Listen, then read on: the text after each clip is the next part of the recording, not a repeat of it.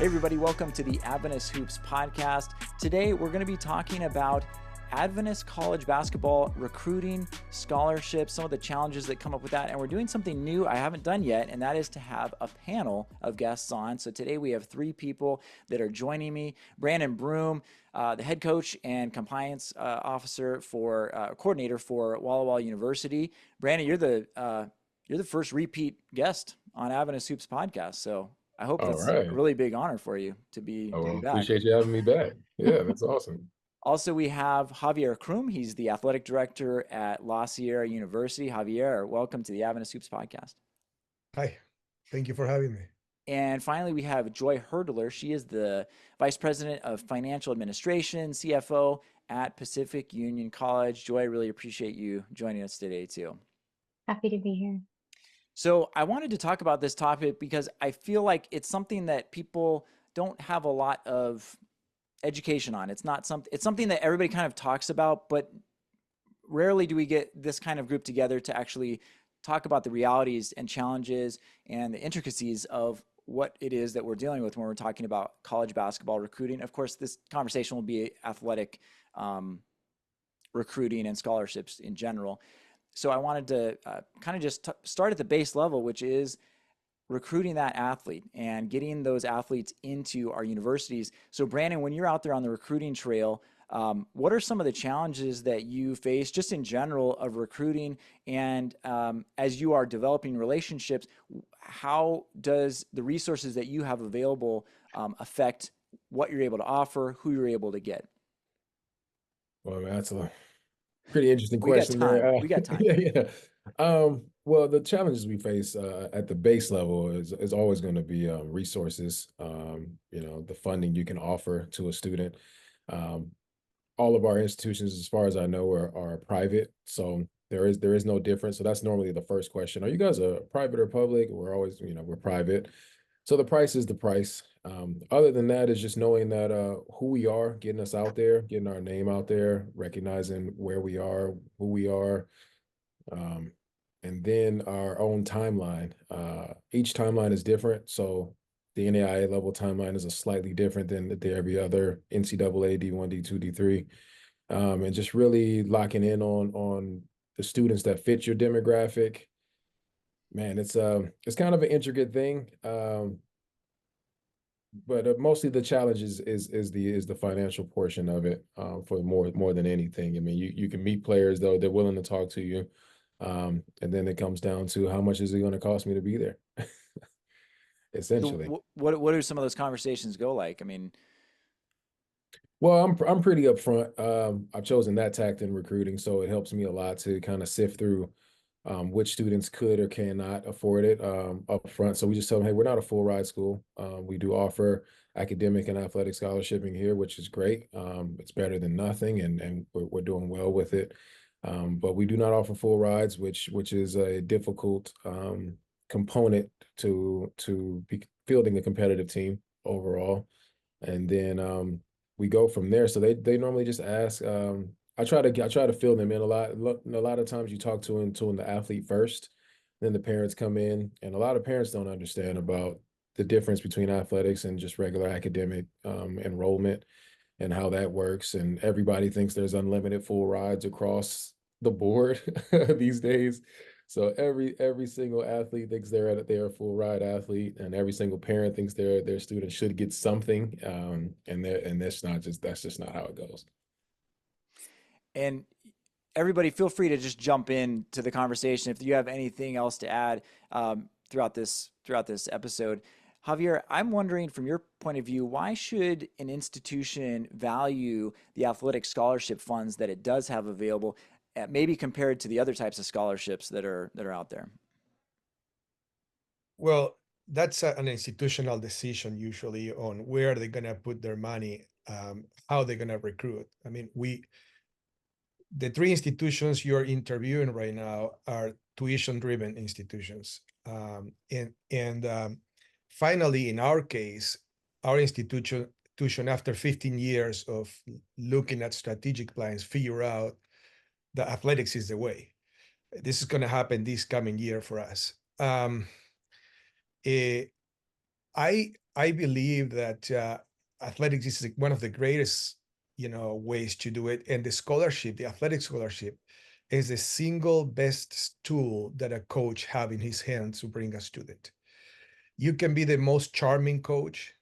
You can be in a very unique place. Like, I mean, I'm gonna take as an example Brandon and Walla Walla, which is kind of out of the way in a very, very strong conference, which is Cascade.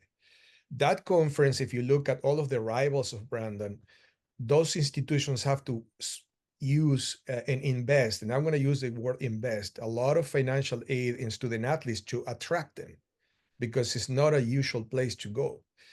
If you look at our case, La Sierra University, we're blessed because we're in the middle of the Inland Empire. In my opinion, the biggest creative athletes, period, in America. When you start looking at the national championships, I'll give you an example, softball. Half of the girls a couple of years ago in the national champion were from across the street from us. We would like to have them. That other institution gives them full rights. They go for free to that school. They believe in athletics. They believe on what it brings to their students. So we don't. We believe, but we don't believe like the way they do. So we have that capability of recruitment being in the middle of the city, in the middle of the Inland Empire. And La Sierra is like an hour from LA, just if people from outside of California aren't aware. It's like, depending on traffic, I'm sorry, it could be Yeah, 3 or definitely. 4 hours maybe, but Right. But you have PUC here too. That's an institution, it's a beautiful place. But still, they're not in a city. They have to bring students from other places. So each institution have a unique way to recruit and convince athletes to join. But you ask about financial aid and athletic scholarships. It's no doubt to anyone in the athletics world, they understand that. If you want to bring a quality student athlete, and I'm not talking about the best basketball player, a person who actually match your institution, what your institution wants, we can speak with the three of our institutions are NAIA. So the 5 core values of champions of character is what we look in a student. And we all are fighting for the same kids, the ones who have integrity, responsibility, respect, sportsmanship, and servant leadership. We're looking for that. So usually the one with the best financial option is the one who take that student, which it doesn't bring only to your institution a good player. It brings a good individual that lift your athletics department and your institution as a whole. It makes a big difference. I totally agree with Brandon. I know with Brandon, we had several conversations a couple of years ago about this, about the importance of an institution investing in their student athletes. So for me, it's a no-brainer. Joy, how does the current landscape of finances in Adventist higher education affect the ability for our institutions to invest in athletics in the way that Javier is talking about? Because you've served at multiple educational institutions, so you have a good perspective. I think part of it is that communication component. So what we do here at PC, and I think probably not too dissimilar from what some other institutions do, is that we have kind of that athletic scholarship that each of the ADs and coaches are able to award. But then on the back end, what our financial aid department does is they go in and they offer supplemental aid to bolster up that package so that it makes it much more competitive as a whole for each individual athlete. So essentially, our goal is to get every single student who's interested in coming to PUC the ability to come here. So to remove those financial barriers. So for instance, last year we gave away 2.1 million to the athletes that we have, which ends up being roughly about 21,000 per athlete. And a lot of that wasn't necessarily on that athletic award that they received maybe from their coaches, but we have institutional aid that we come in and fill on the backside that helps get them to where they need to be so they can attend PUC. For people that are, what is a scholarship? What is the purpose of a college scholarship of any kind? Academic, leadership, athletics? What is that investment that a school is making? I think, for all of us, I am sure it's getting the best students into each of our institutions, whether that's academically, from a leadership perspective, from an athletic perspective. We just want the best students on our campuses to represent who we are and to go out, and especially when you're talking about athletics, playing other schools and in leagues and conferences, we just want to have the best across the board. Not to put you on the spot, but what do we have any idea of, on average, maybe what a common ratio of athletic scholarship money compared to academic or leadership scholarship money would be? Yeah, so for our I student assume they're athletes, not equal. yeah, no, we Probably. definitely do invest more heavily on the academic side of things. But even from the athletes that we had, 44% of the aid that they received comes even from the academic aid side of things. So we are looking for those quality students that aren't just, academically gifted or athletically gifted, but that combination, so that they'll be able to be successful both on the court, in the field, and then in a classroom as well. Javier, you referenced it. You kind of teased us about next year and what La Sierra is going to be doing. I mean, where should athletic scholarships and athletics rank in the ROI, the return on investment for our institutions? Well, after hearing the CFO of PUC, I'm not going to brag anymore. They gave way more than we. This past year, we were around, in athletic aid, of course, only 10% of what she mentioned. But of course, there's other scholarships. La Sierra, probably each individual will get like a 35% discount, 36 last year on academic. You add different grants, and that's what they got last year.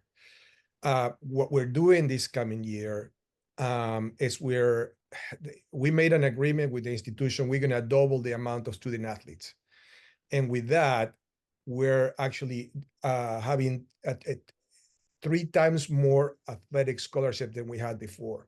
So we put a proposal, which is not one of our own. Washington Adventist did this before.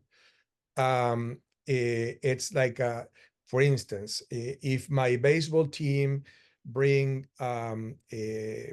36 baseball player, that's just that's the one full ride that we give. If we bring 4 more, it's another one. If we bring 4 more, it's another one. So usually our baseball team is in between 50 and 55, 60 athletes. So they're going to have like 5 full rides to share. It's still half of what any other school does. But if a coach have that in his hands, become very competitive. Even if in the organization we're going to join next year, we're going to be halfway, like 50%. Because of our location, we're going to be able to be very competitive.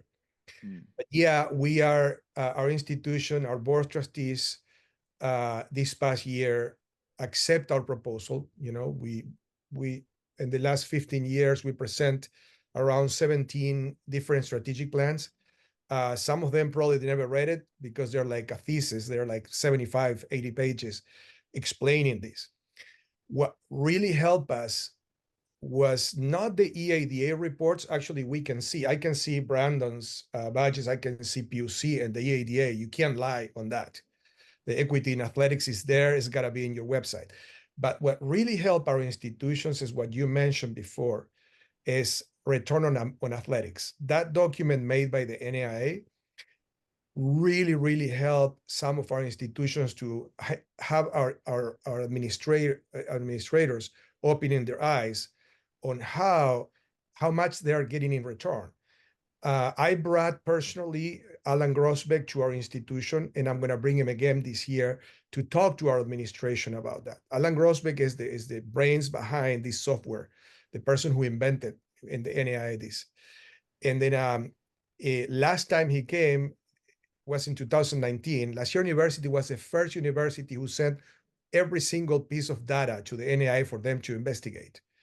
When they compare us with the top 40 institutions in America, basically we looked and we know that what we were doing was unethical.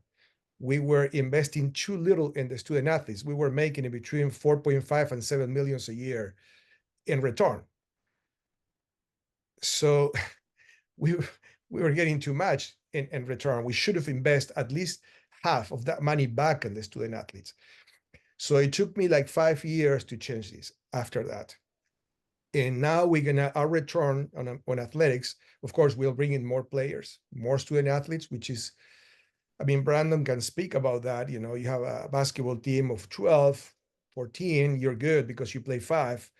If you ask your basketball coach to bring 20, 22, problems arise right away because you have a large bench and every kid wants to play. So that's what we're doing. That's the approach we're taking in order to grow our program. I don't know for how long we're going to do this, but that's our approach from now on. So I don't know if we can brag about it. It's just a different system than we put in place. When I share this with my colleagues at the ADA and NAIADA, some of them tried this before, and it was too problematic. The institutions really need to invest and believe on athletics, regardless of the money they get back. But you know, as Brandon knows, most of our institutions are 20 years behind, comparing with other Christian institutions, on the belief on this. If you look at Nazarenes, Baptist, Lutherans, they went through what we're going right now 20 years ago, and they start growing after, and they understood, most of Christian institutions, how important is this. And all those institutions that really believed on that, now they're monsters. They have like thousands of students. They have waiting lists, what everybody else is like lacking of students. I mean, we have across the street here, CBU, which 15 years ago was smaller than La Sierra. Now they have, when back in the day, they were 1,600. Now they're like 12,000 and with waiting lists. Why? Because they invested in the athletics department. That was the key for them. So you're talking about a really creative way to be able to offer some full scholarships and really to get some of the top players that you're going to need to win some of those close games. I'm sure Brandon can relate. I mean, sometimes you're in a game, and you know, if you knew if you had just a couple of extra pieces that were of a really high caliber, you're going to come out with that win. So that's great that we're being creative. Also, why don't we give out full scholarships in general? Is that just a philosophical thing across the board? Because I'm not aware of any Adventist college. We have 8 Adventist colleges that have interscholastic basketball and other sports, and I don't think any of them offer full athletic scholarships. Well, we could. The thing is, like, for instance, our men's basketball coach will have three full rides, but he's using those 3 full rides to attract 20 players. So he's splitting that. Now, it is true that some kids with their financial aid from the government, they can cover a lot. That is true. And we figure out how to stock, you know, with academics and then grants and need and all of these different scholarships we offer to be close to what it would be a full ride. But in our case, I don't know about PUC and Walla Walla. In La Sierra University specifically, it's not philosophical anymore. The Seventh-day Adventist religion is not something that play against it. It's a lack of really be willing to change. It's very hard to explain, but it's slowly changing. For me, it's too slow because I'm getting old. And then I've been around too many years doing athletic administration, and then I want to see it when I'm working. I don't want to feel like a pioneer in this, you know. I want to see the results, and then and we were close. If you look at some of the championships, the national championships, you know, a couple of times we were there. We had the case of Washington Adventist when their basketball team made it all the way, I think, to the quarterfinals or something like that. They were pretty high up when they started investing in scholarships a few years ago. But I don't think in our case there are people in our institution trying to pull it down because of the Seventh-day Adventist belief or because of philosophical. It's more everybody fighting for the same funds, and it's more lack of vision in our institutions. It's looking at each other starting to look at the other Christian institutions and what they have done to be so successful. And I can name right now, and probably Brandon will click right away when I tell Azusa Pacific, Point Loma Nazarene, Cal Lutheran, Cal Baptist. Just around us, there's around 20 institutions that they made a killing, and they're growing in their institutions. And why? Because they invested in athletics. Yeah, I would piggyback on that. I do believe it's definitely growing, the understanding of the benefit of having athletics. And I haven't felt or seen the pushback that it was maybe even a few years ago against the investment. Javier spoke to a big point, is that there is only a certain amount of money. So when you are, I'm not in maybe in the meetings that Joy and Javier are in, but when you hear that, hey, we want to invest, let's just say an extra $250,000 in athletics, and then you have maybe engineering saying, well, we need a new 3D designer. What do you mean? You know what I mean? So it becomes one of those things of how is that going to help all of us? And it's a really difficult conversation to have, because it does take time, and it's a hard picture to paint when you say, hey, well, this helps everyone, and we're not trying to be special or out, or receive something that we don't deserve or anything like that, or and make it seem like this is going to benefit all of us, and bringing the community together. And when you think about those teams, yeah, Azusa Pacific and all those that he's named, it's the kind of the universal thing. Competitive teams bring interest, bring donors back to the table, bring people who have long since probably have cut their contributions to the school back to the table. It just brings all of that back, and the love for their campus and their institutions back. It's just something to get behind, and it's a fun thing, but it does take time, and it is an intricate conversation that seems up front that only one side is benefiting from, when when we're looking at it as from an athletics perspective, we say, well, once we get a little bit more, we'll have a better competitive team. This will help us all, because you'll get that engineering kid. You'll get that, high level athlete who wants to be an engineer. You'll get the high level athlete who wants to be a doctor. You'll get the high level athlete and their families and all their friends and their connections and their network. So it grows in that kind of way. But again, how do you quantify that in a conversation that in the here and now, which is a little difficult. Are those kind of examples the ones that you're talking about, Javier?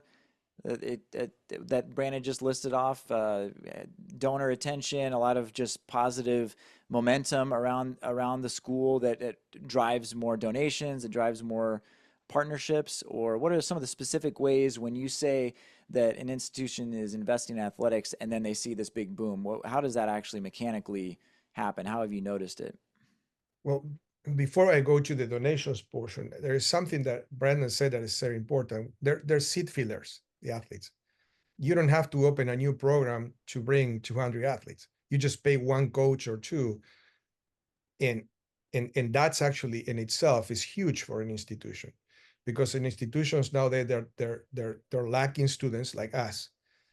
We need more students at La Sierra University. All of a sudden, we bring 215 athletes, and next year is going to be 280, 290, plus the ones who are staying that they're not playing, they're inactives. So you're filling the empty seats in the classrooms.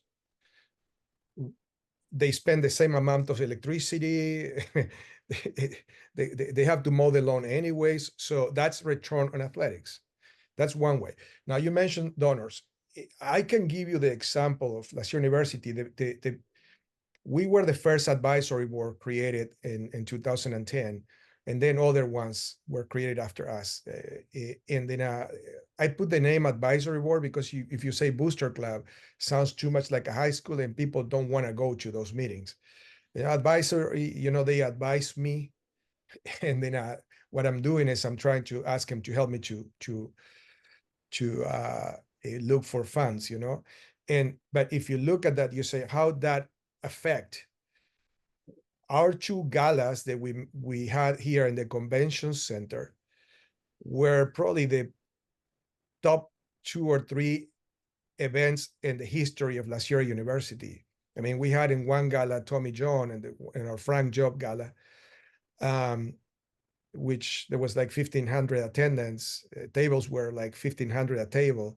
The sponsors we had, we had an amazing fundraising moment there.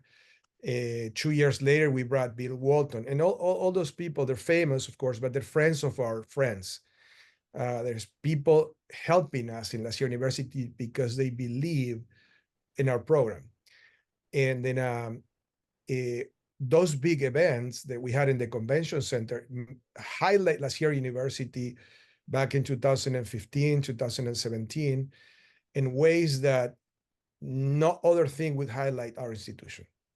Because if you look, and of course, I'm bragging about athletics, but athletics is the window from which everyone picks in an institution. Everybody looks inside your institution through your athletics department.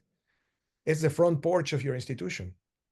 I mean, if you, just for a statistical point of view, when you look at the SID Help, now it's called Presto Sports, they used to do statistics on us. And they look at how many clicks our website, La Sierra University website, got, and how many clicks the athletics website. And the ratio is 3-to-1. Like every one person, 3 people click on the athletics department. Why? Well, it's the nature of the monster.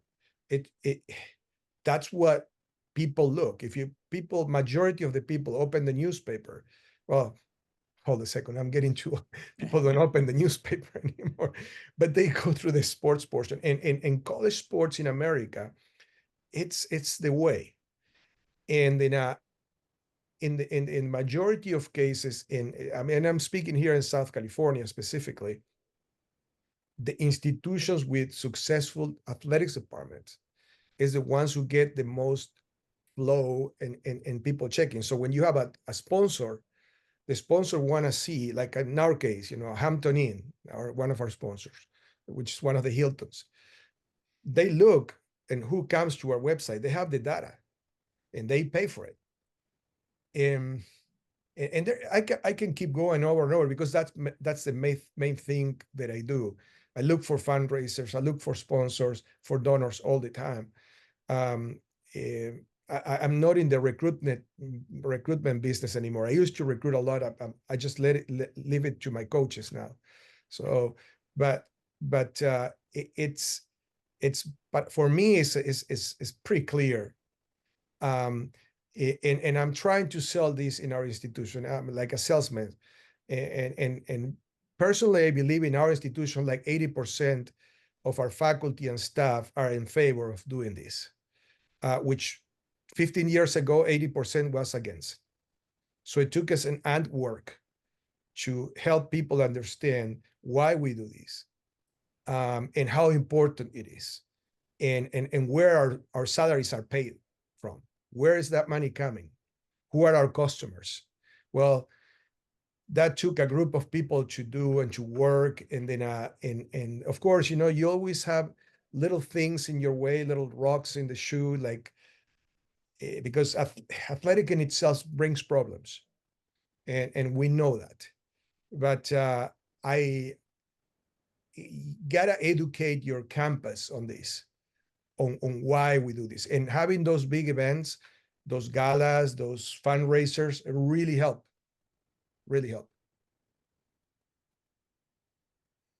I hope I answered your question. No, yeah, I was just seeing if anybody else had anything to say. Brandon, I was going to ask you, I mean, you're in a competitive NAIA conference. We have 5 of our Adventist schools that compete in the NAIA. How many full scholarships would you need to really compete for a conference championship? Just like a broad number. Let me take notes. Well, okay, the max is 8. That would probably be it. But I mean, in a realistic world, I would say 4. 4 probably could get it done. I mean, that's probably bare minimum at this point with our conference, especially with our top 5 teams now. It would be difficult, even with actually some of our teams that were actually in our position in the past. Some of our smaller schools are now pretty much offering all 8. So it's becoming a lot more competitive as we go. So I'll use, well, they're probably, well, I think they're still going to be Multnomah. They so like Multnomah, they were much like us, would we would put together academic and an athletic package.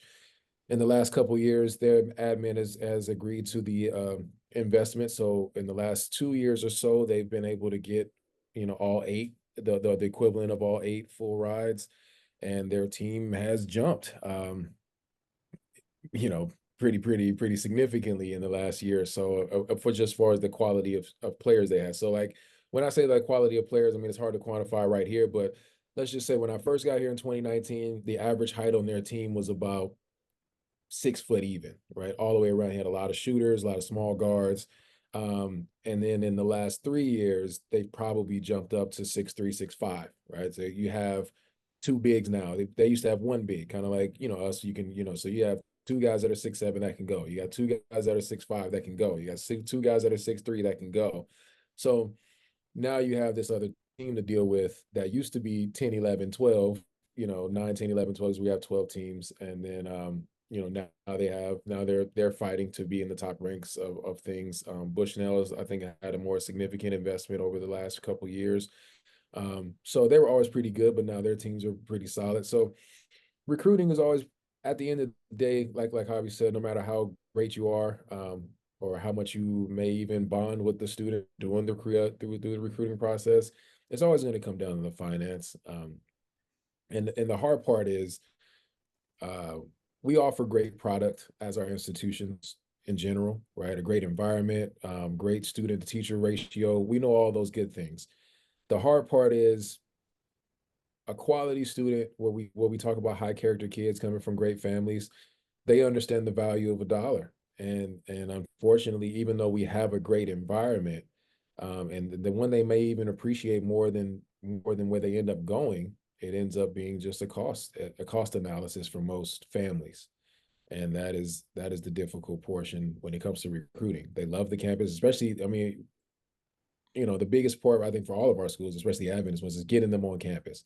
If you can get them here, I would say you have about an 83% chance to they're going to sign if they actually come and visit, which is great, but getting them here is the hard part.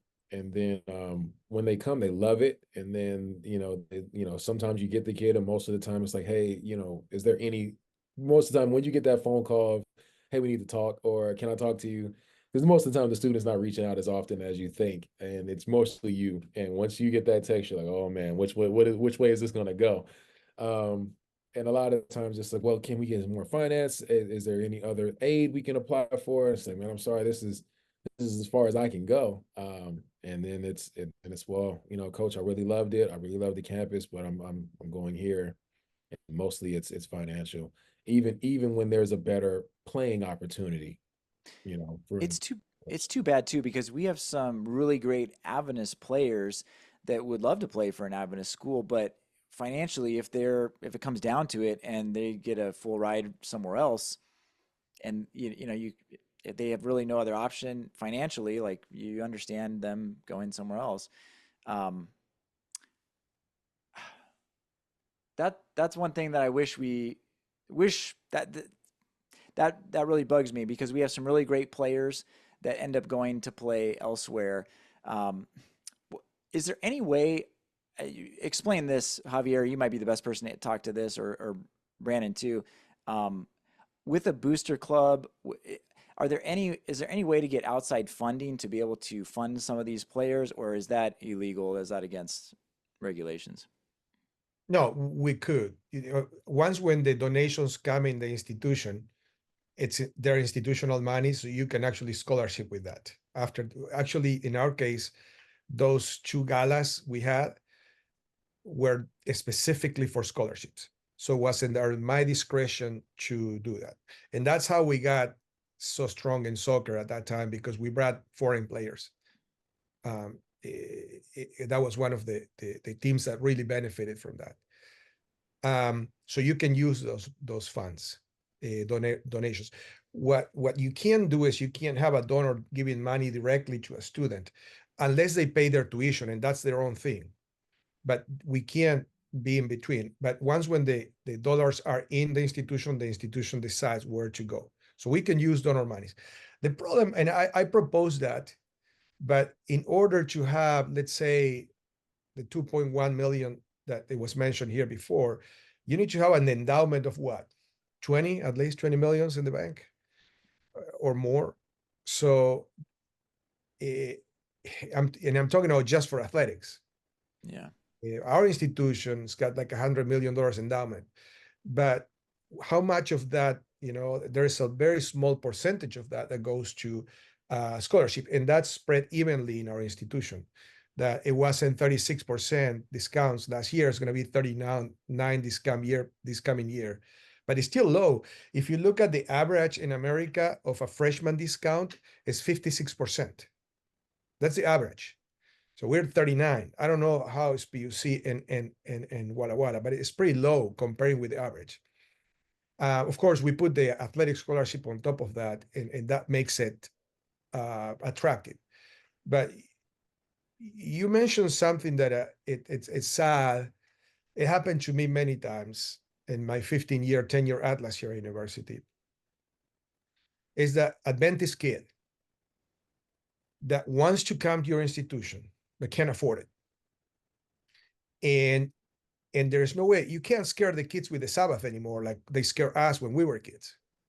Those kids actually, literally, those kids, if you tell, I'm going to give you a full ride in an institution. Like I'm going to give you one case. When my daughter was going to be a freshman, she had Division I offers. And her best friend, they used to play in the same club together. They were trying to see if they were going to go to La Sierra University together. For me, it was awesome because it was a different caliber of players to bring, Division I kids or Division II level to be in an NAI school. And then the other girl ended up going to Point Loma Nazarene, which I get, the place, it's in San Diego. Your cafeterias, you look at the ocean when you're eating, but still they gave her a full ride, and we couldn't. And I tried to figure out ways at that time. I think nowadays I'm in a better place to figure out a player like that, of that caliber. But it happened to us so many times. Basketball players, somehow our Seventh-day Adventist church for the last 15 years produced some players of a good quality in men's basketball. And we couldn't bring them because these kids couldn't afford our institution. You see that in soccer right now. Some of the Hispanic churches around here are producing some good quality soccer players. They're club players. They've been playing since they're 6 years old. So their parents invest a lot of money on those kids. To keep your kid in club, like I can tell from my own self, for having my daughter in club since she was 6, we spend an average of 10, 12 grand a year just to have her on club. So at the end of the day, you want some kind of return as a family on that, because you're doing that expecting a scholarship when you go to college.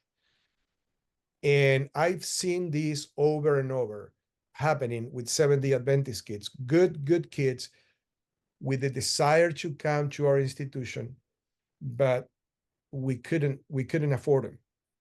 And they end up going other places. There are other cases on students that you could afford them, but they're Division I quality, and that's their choice. I really want to play Division I, and I understand that, and I respect that. But it's sad, and I'm glad you bringing this up, because our institutions should actually do something. And not just our universities. I believe our church should be doing something for those kids, because we always talk about excellence. I mean, I heard this since I was a kid. But when I became a player, I had to go out of the church to play and make a living as a player, because really at that time was looked like, I'm lucky my parents supported me, but it was looked like something wrong. Nowadays it's not looked at that anymore, but still there isn't a backup. There is a backup probably for that musician that is pretty good, or for that person that he could be a great physician, but not for the athlete yet. I've never seen a pastor of a community or a church coming to me and say, I want this kid in your school, and we're going to take care of it. And then how can we do? I did have pastors coming to me asking me for a package. What if I bring this amount of students? If I bring 5 kids to your school, would you charge me for 2 only? They ask those questions. Well, sadly, I have to turn that into my administration. And I say sadly because they just see numbers sometimes.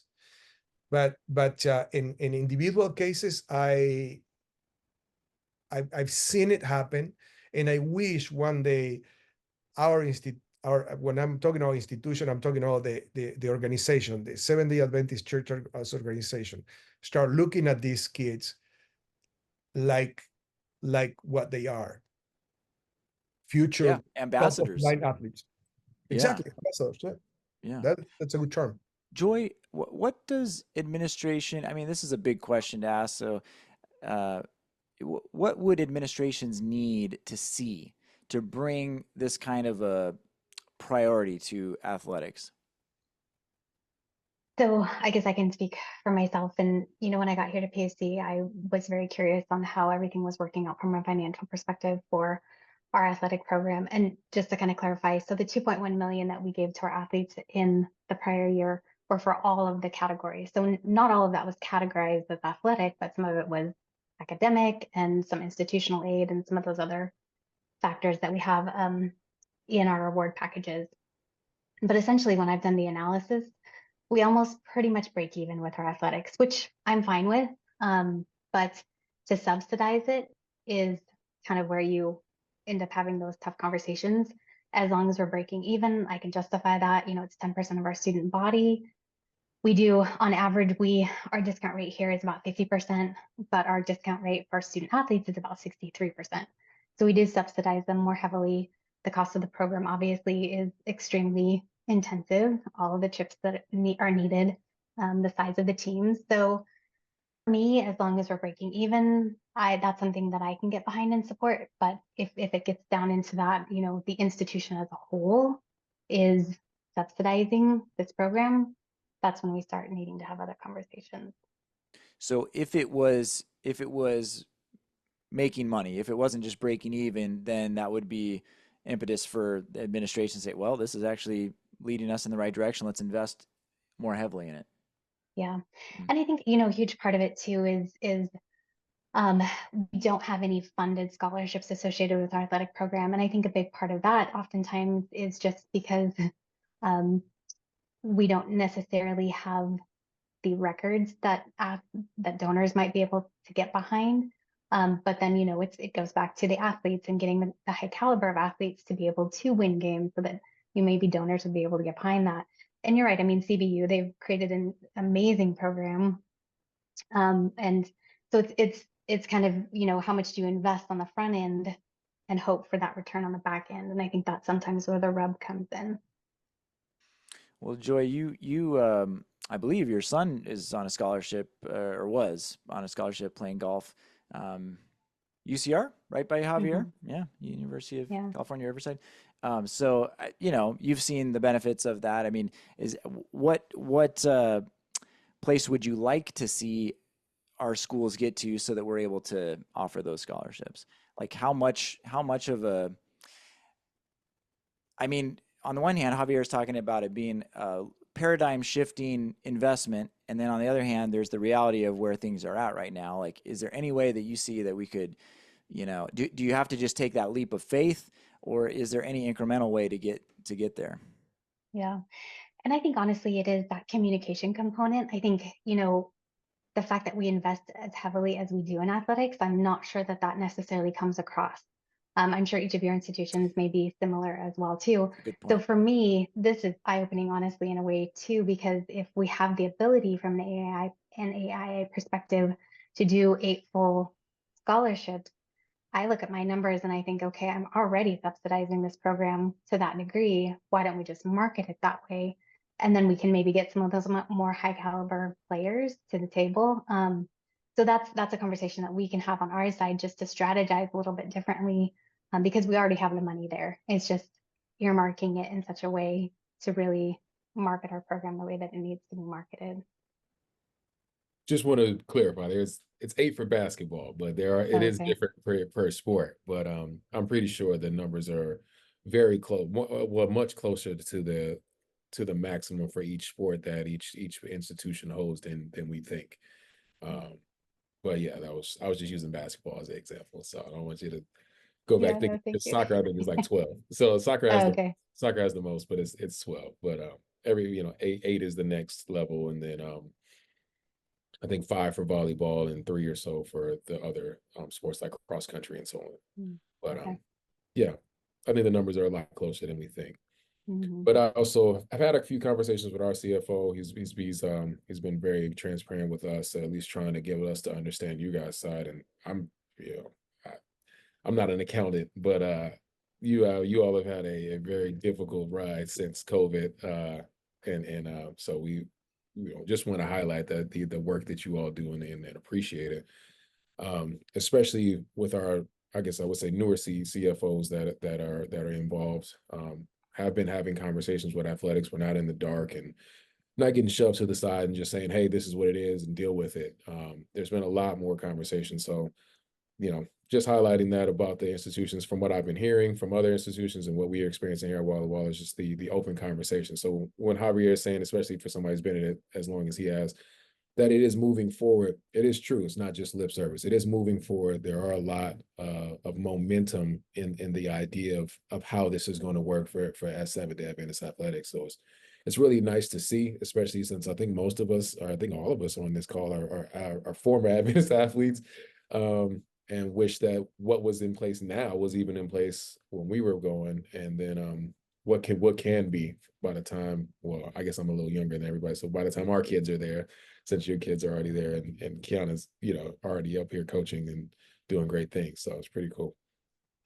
I kind of see it going one of two ways. Either for our NAIA schools, either you go full in and it works and we're able to stay competitive and get even more competitive, or at what point do you have to consider the level of play? And if you're not able to fund those full teams of really competitive players, do you come down from the NAIA level?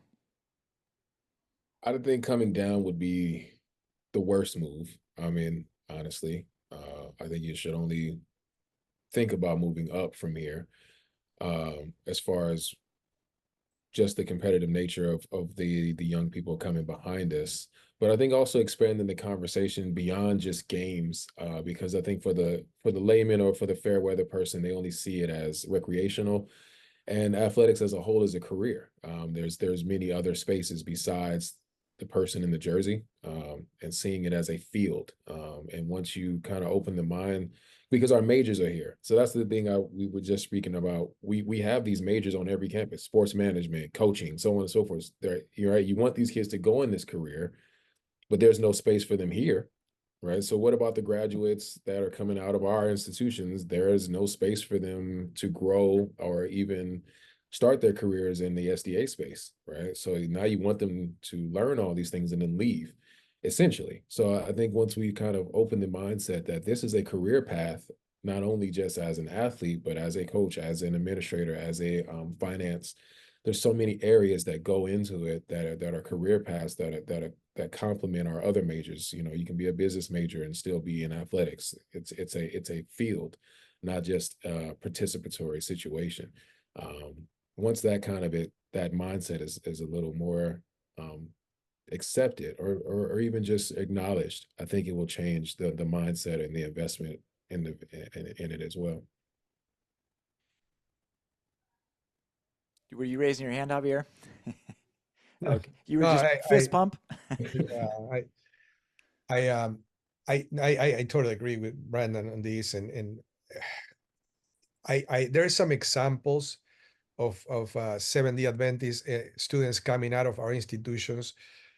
We had a sports management program that we opened a couple of years ago, and the majority of our students, we were like graduated like 5, 6 the first 2 classes, 8 in the second class. They found internships, and they're working with the Dodgers, with Galaxy, with LAFC. So they're getting those positions. We have some good connections, but really before that, there's only one or two cases of people who really succeed. I mean, one case is probably the most noticeable person is Brian Wright, which is a general manager of San Antonio Spurs right now, and he graduated from La Sierra.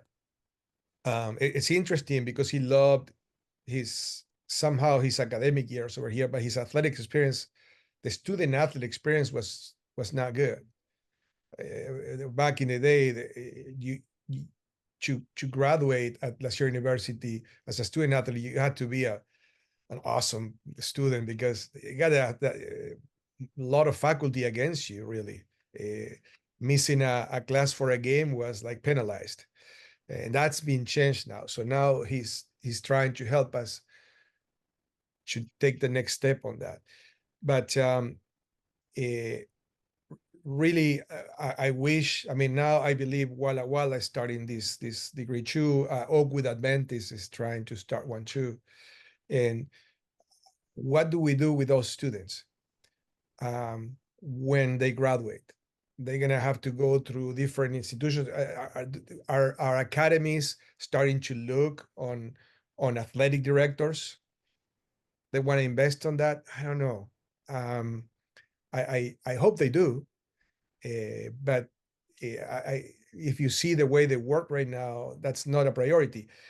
The degrees our students are choosing right now are shifting. We closed our PE program like 7 years ago already because students don't want to be teachers anymore. It's sad, but it's the truth. So a lot of them want to go to sports administration, coaching, physical therapy, conditioning coaching, personal trainers, take that. So we actually changed our degrees on our health and exercise science program because they don't want to go to the PE side of, they don't want to be teachers anymore. But I don't know if our institutions have that many positions open in those particular areas of expertise to host students that graduate from our institution. So there's got to be a shift eventually in our that we need to start looking. And I said that too many times. Some people get mad about that when I put examples like CBU, for instance, or other institutions around us, because we're looking at Christian institutions, but non-Adventist institutions of good examples. And not everybody likes to hear that, but there's some things we can get from others that they're pretty good, they're well done, and get better ourselves. Beautiful. Well, hey, unless anybody has anything else they wanted to say before we're done, speak now. But this has been a fascinating conversation. I'm really thankful to each one of you for joining, and hopefully this will spark a little conversation. Maybe it'll get some people thinking or talking that weren't before, and just want to continue to push forward that mission of Adventist athletics and hopefully raise the level of competition and excellence as we've been talking about. So again, thank you so much, all of you, for being on the Adventist Hoops podcast. Thank you. Thanks for having me. Thank you.